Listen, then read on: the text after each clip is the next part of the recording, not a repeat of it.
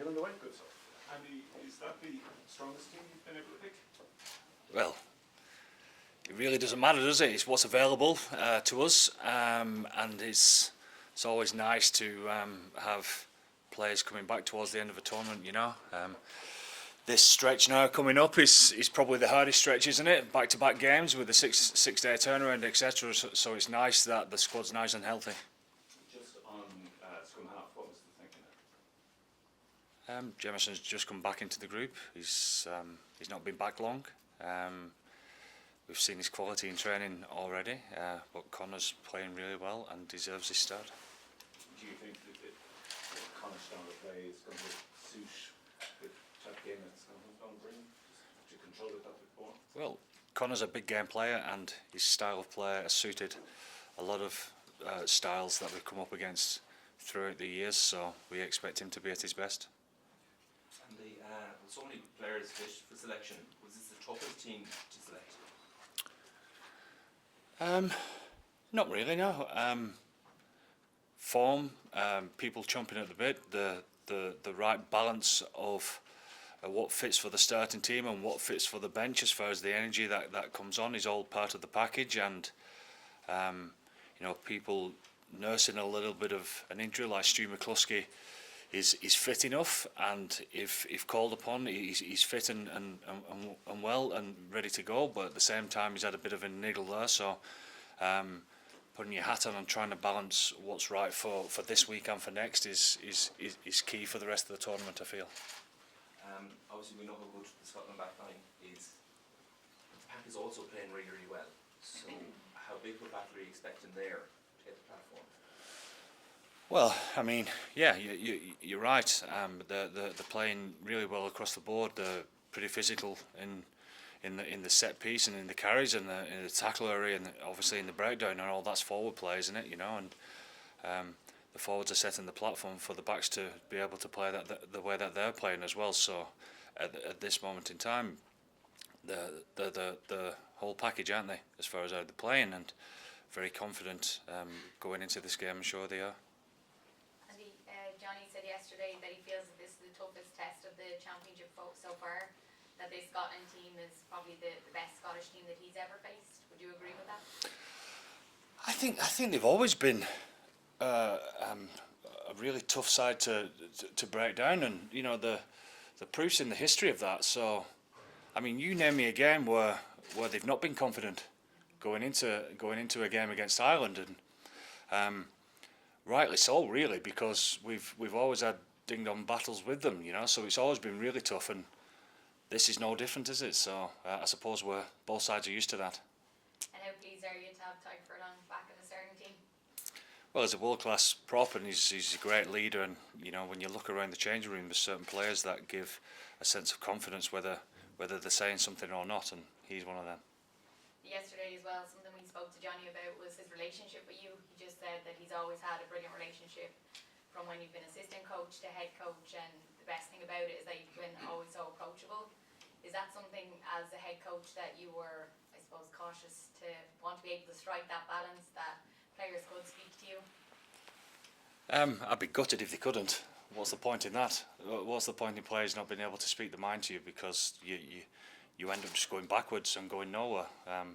The aim of everything that we do is to keep pushing forwards, and to be able to do that, you've got to know what each other's thinking and feeling, etc. So to be open enough that people can approach you has got to be the way forward, hasn't it? Thank you. Andy, Tadhg obviously hasn't played for a while. Gives you confidence he's going to be up to the pace straight away? Some players can and some players can't, and he's across his detail like no other. Tadhg doesn't have to tear himself apart mentally to try and make sure that he gets up to speed, because he's already figured it out. He's one of those that probably when he's driving the car or sat in his room or having a bit of food or whatever, he's probably thinking about the game anyway. So when it comes to training, he's all boxed off. So he brings confidence to the team by how he prepares, and that gives us confidence to know that he's ready to play. It was obviously unfortunate for Finley, but how positive was it that, I suppose, Tadhg, not that he's a point to prove, but comes back in when someone else hasn't played well in his position? Well, Tadhg's nothing to lose, He just needs to be himself. He just needs to go out there and enjoy it. He's enjoyed the week. He's pretty relaxed so far. He's been great around the group. He'll build up for what's going to be a physical battle like everyone else will be, and he's nothing to lose. He just needs to go out there and perform the best he can for his team. And finally, how tough a call was it at 12? We had a few options there. Well, yeah, and that's what we want, isn't it? You know, I feel it's been good. It certainly hasn't been planned, you know, through injuries, etc.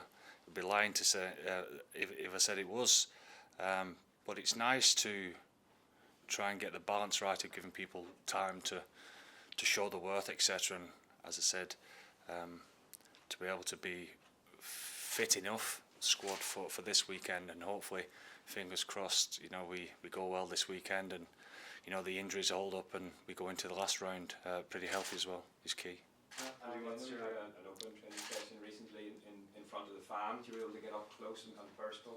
How important is that connection with the supporters as you go in pursuit of hopefully something special this year? It's everything that we've talked about for a good few years. You know, a lot of teams would focus on doing it for themselves, the inner group, and obviously the outer circle to that would be the families, etc. You know, but we from day one have widened that, and you know, took the responsibility on to say that, you know, we're responsible to show the next generation of kids coming through, to show them what they're striving for, what they want to be involved in, how they can be proud of their team. And I suppose when you throw the net out a bit wider to the parents and to the supporters of these of the kids, etc., and the whole of the nation, is something that we want people to be proud of, and that's what drives us on in the way that we want to play the game. Where do you think the biggest challenge is going to come from Scotland this weekend? Oh, all over the field, I think. You know, it's, anyone who watches the Scottish game at this moment in time, they realise that they play with pace onto the ball. They've got a nice flow into how they galvanise the back line together the whole time. The forwards are pretty physical. The breakdown's always very contested, isn't it? You know, so yeah, they're in good form. They're in good form. Again, I'm sure they're confident going into what is a huge game for them and a massive game for us also.